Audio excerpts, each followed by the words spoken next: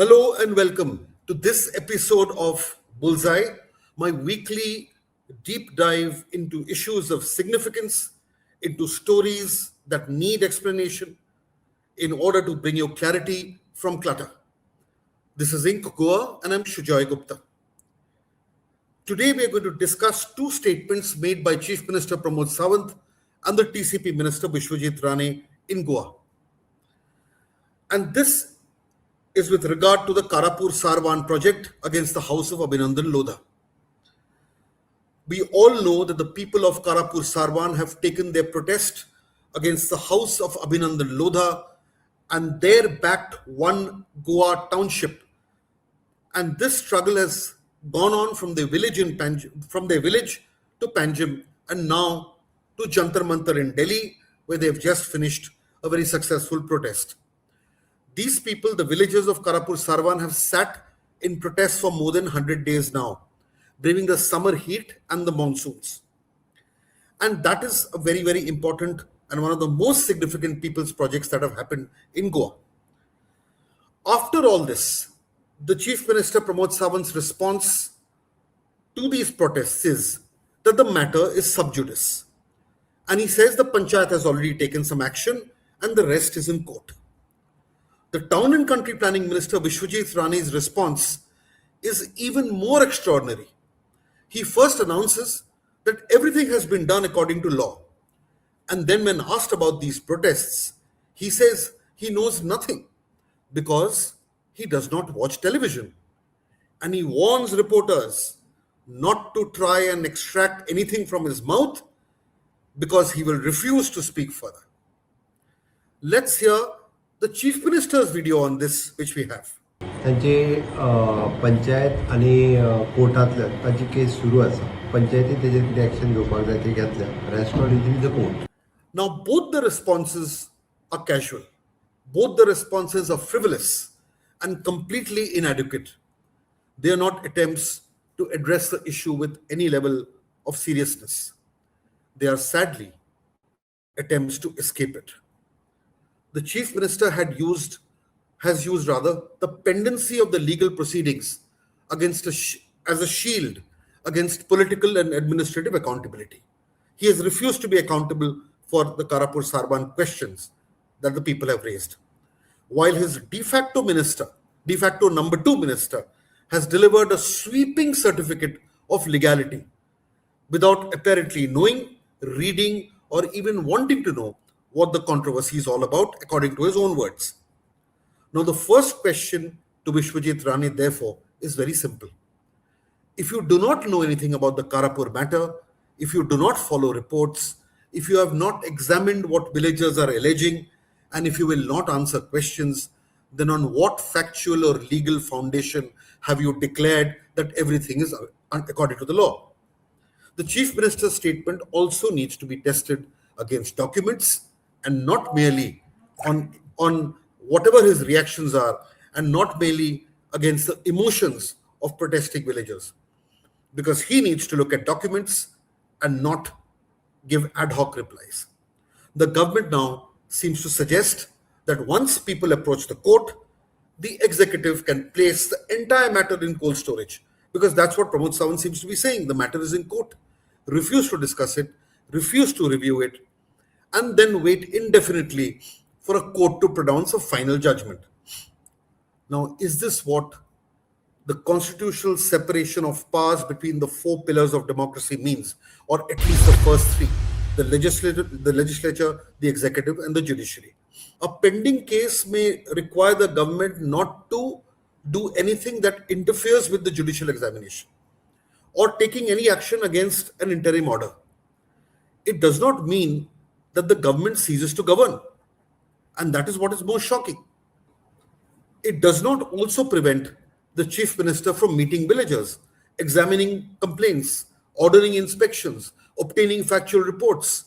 He has done nothing of this sort as far as the Karapur-Sarvan project is concerned.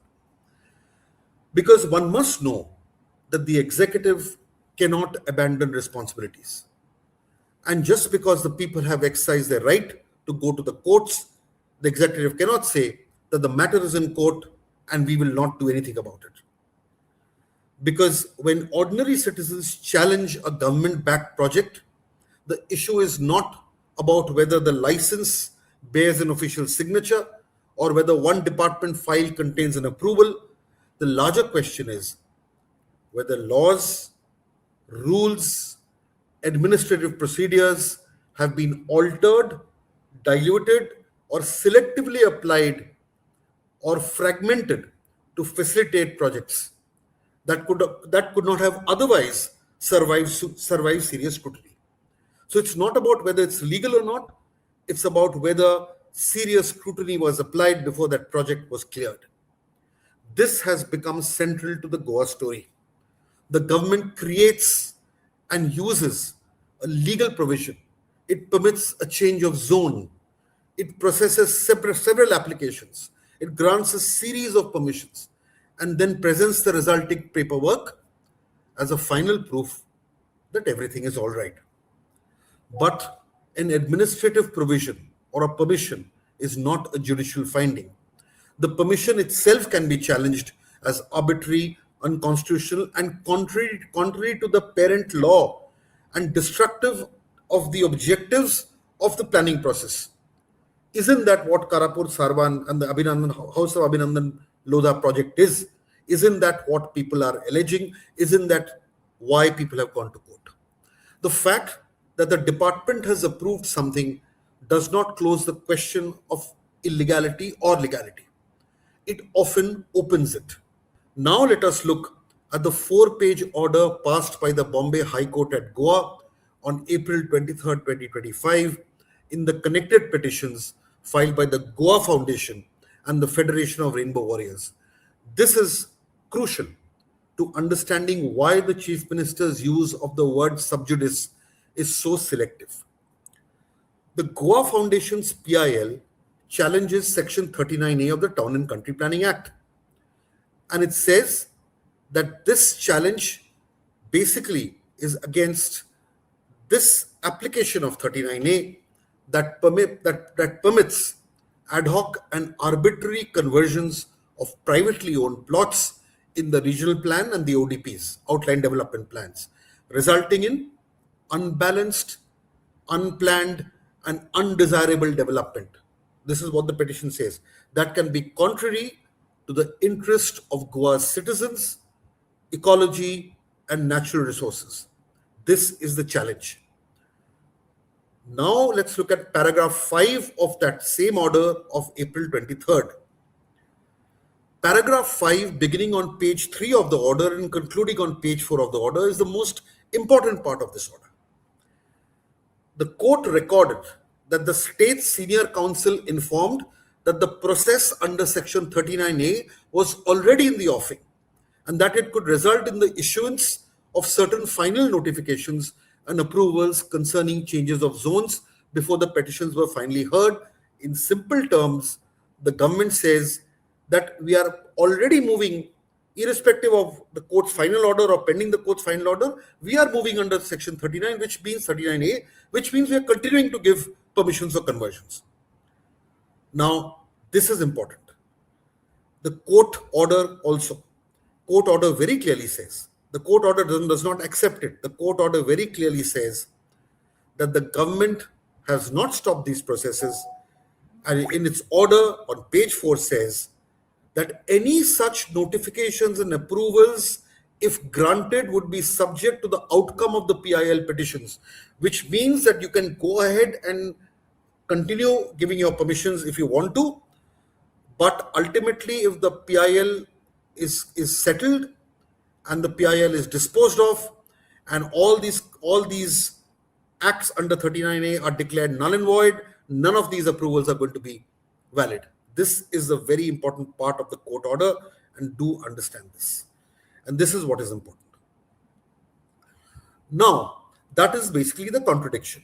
When the executive wants to continue granting or processing permissions, sub judice does not stop it. It will continue to give permission under 39A. But when the citizens demand a review, an inspection, a pause, or a policy correction, sub judice is used to close the door. This is the contradiction.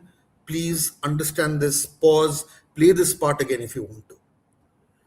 if the pendency of litigation does not prevent the TCP department from continuing Section 39A processes subject to the final judgment, why should it prevent the state from reviewing the Karapur project, engaging with villagers, and taking precautionary action also subject to the final judgment? Therefore, this doctrine of sub judice, dear Chief Minister, cannot be applied in one direction to facilitate your version of development and in another direction to immobilize public interest intervention. You cannot have this contradiction. The April 2025 order also exposes the risk created when development, so-called development, continues during litigation. When we say development, read conversions. Every notification and approval under Section 39A granted after that order is vulnerable to consequences of final judgment. The court has clearly warned that these permissions are not insulated from the outcome of the challenge. And this is important. Yet, the government continues because politically and commercially, the present suitcases full of love and affection shown by big builders and project masters to the government of Goa matters much more than future consequences. As they say in Hindi, kal kaun dekha hai? Now, come to the Goa State Environment Impact Assessment Authority's own minutes of June 15th, 2026, because these minutes make Mr. Vishwajit Rane's everything is according to law. This declaration looks irresponsible. And the State Environment Impact Assessment Authority faced a challenge from the people of Karapur on one major condition, that the environmental clearance for this project was not taken. The minutes of the SEIAA, after it went through all these petitions, it records that it received several representations and complaints regarding this building construction activity of obviously the house of Abhinandan Lodha in survey numbers 148 and 176-1 of Karapur village. It noted that some issues raised in those complaints were connected to the PILs that I had referred to earlier. And I'm referring to one specific PIL writ petition. Okay. This petition is called Praveen Singh, Arjun Shedgaonkar and others versus the state of Goa and others. But the SCIAA minutes very specifically said things that are important and that both the Chief Minister and the TCP Minister should look into. The authority examined representations dated April 9th and June 15th, which specifically raised the applicability of the Environment Impact Assessment Notification 2026 to the development of these survey numbers on which the Lodha group is operating. And that is important. That is why it is important to know that the state's environmental authority recognized the environment clearance question and recognized that it required separate examination. And that is important. And the authority then decided to demand clarification from the project proponent, meaning the Lodhas, regarding the total built-up area of these projects, their proximity to each other, and other issues raised by the complainants. And it specifically asked why it should not re-examine the EIA notification given to the Lodhas. This is not a small detail. It goes into the core of the entire controversy. Why would it ask these questions? This is important. The authority is examining whether these projects must be looked at cumulatively rather than as isolated application and whether environmental clearance is needed or not. And it has asked the project proponent, the House of Abhinandan Lodha, to explain. Therefore, when Vishwajit Rane says that everything is according to law, he is giving the project a certificate that the state's own environmental appraisal authority has not given.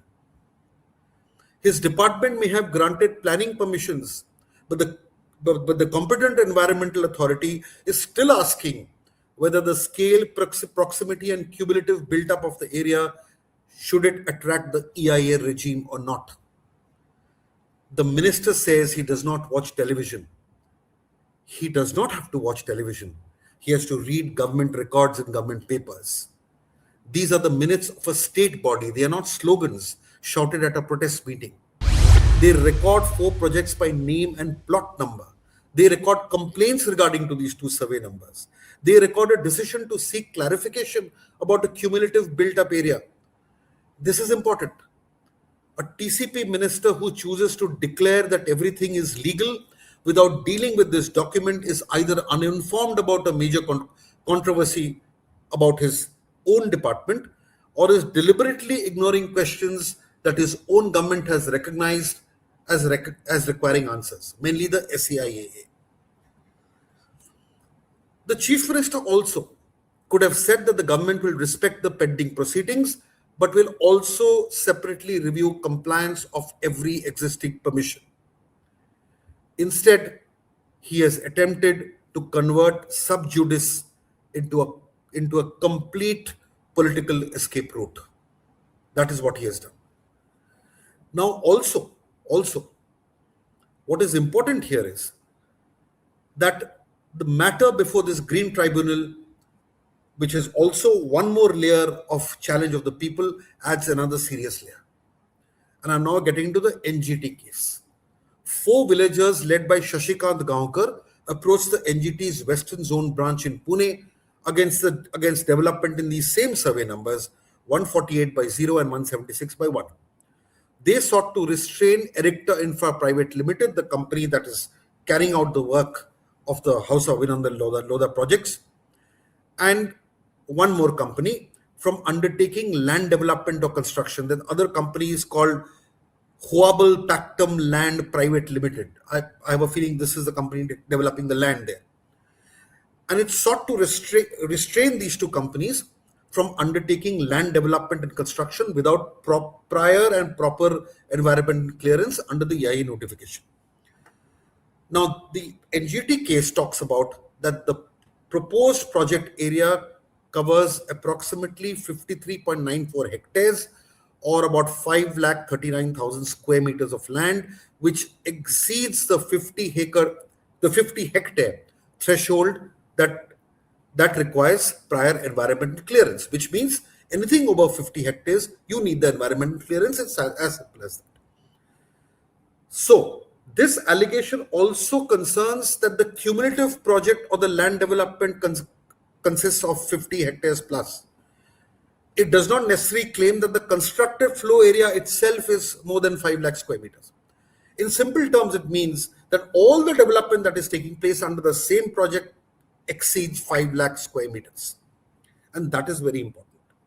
And this is the crux of this. You have to see this cumulatively and not plot by plot.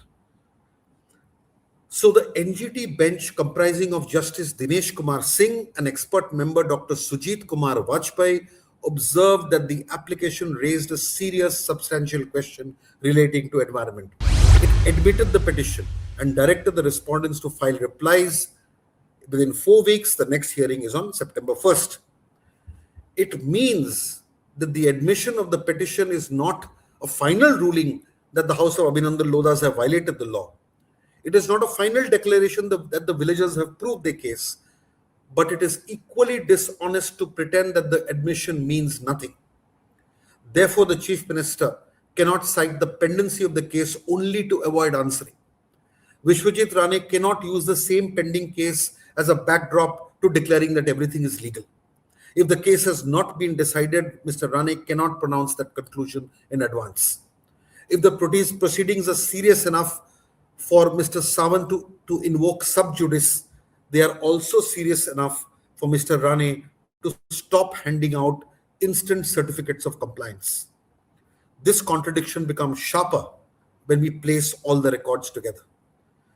Number 1, the High Court is considering a direct challenge to 39A and has warned that notifications and approvals used under it will be subject to the final income. Number 2, the State Environment Impact Assessment Authority has asked the project proponent to explain that the total build-up area and the proximity of the 4 projects in the 2 survey numbers, so that it can decide whether the EIA notification applies or does not apply, or they need to take a fresh EIA. Then NGT number 3, the NGT has admitted an application alleging that the cumulative development exceeds the 50-hectare threshold and is proceeding without the required prior environmental clearance. Against all of this, what is the legal foundation of Mr. Vishwajit Rane's statement that everything is according to law? That is what is important. The Chief Minister's claim that the Panchayat has taken action is already and equally vague. What action has the Panchayat taken? Why was a stop work notice issued? To whom was it issued? Has the state government supported the Panchayat's action or left it to fight alone against a nationally powerful developer? The Chief Minister must also understand the dangerous precedent created by his remark. If every project under legal challenge becomes administratively untouchable, powerful developers will have a field day. They will benefit from these delays happening due to litigation. Construction and land alteration may continue while the government refuses to intervene. By the time the case is decided, hills may have been cut, trees removed, drainage clogged, plots sold, third-party rights created. The developer will then argue that enormous investments have been made and restoration is impractical. This is exactly why the executive must continue to act within the law while litigation is pending and not take shelter against the sub judice phrase. It must preserve the subject matter of the dispute rather than allow the dispute itself to become meaningless by the time the judgment arrives. The precautionary approach is especially important where land, water, forests, and drainage are concerned because money cannot always reverse the environmental damage. I will repeat that again. Money cannot reverse the environmental damage. Now let us stretch the Chief Minister's logic further, and its absurdity becomes obvious. A project proponent would actually benefit from the existence of a court case if we go by the Chief Minister's logic, because the government would then refuse to take administrative action against the project. In the most extreme hypothetical situation, an interested party could even encourage or initiate litigation simply to create the argument that every executive review must now be frozen. Now, is this plausible? Can this be the constitutional meaning of sub judice, Mr. Chief Minister? And then this goes out to the TCP minister. The TCP minister certainly does not require a television set to perform these functions. He has a town and country planning department. He has the chief town planner. He has technical officers. He has zoning records. He has conversion files. He can summon files and ask why SEIA identified 4 projects under one survey number. This is important. Therefore, his response cannot be, I do not watch television. The villagers are not asking him to watch television. They are asking him to watch over Goa's land. They are not asking him to accept every allegation as proved. They are asking him to examine those allegations. And we know whether these allegations will ever be examined. They are not asking him to replace the High Court or the NGT. They are asking him not to replace them himself by declaring that the cases are already decided in the developer's favor. And they are not asking the Chief Minister to interfere with the judiciary. They are asking the Chief Minister to perform the functions of the executive. This is what governance looks like. The reality is that the Karapur villagers and committed activists, green warriors, have had to do everything that the government should have done. They've had to collect documents, use the RTI, study planning and environmental law, approach the Panchayat, go to the High Court, go to the NGT, sit in protest for more than 100 days and travel to Delhi merely to obtain an answer from their elected government. And after they've approached the courts, the government uses their own legal action against them by saying it can no longer speak because the matter is sub judice. This is not respect for the judiciary. It is punishment for the citizens who have sought judicial protection. No final court or tribunal has declared that all the questions are settled in favor of the project. Therefore, neither of the two responses can stand. Mr. Pramod Sawant cannot say that the government's responsibility has ended when the petitions began.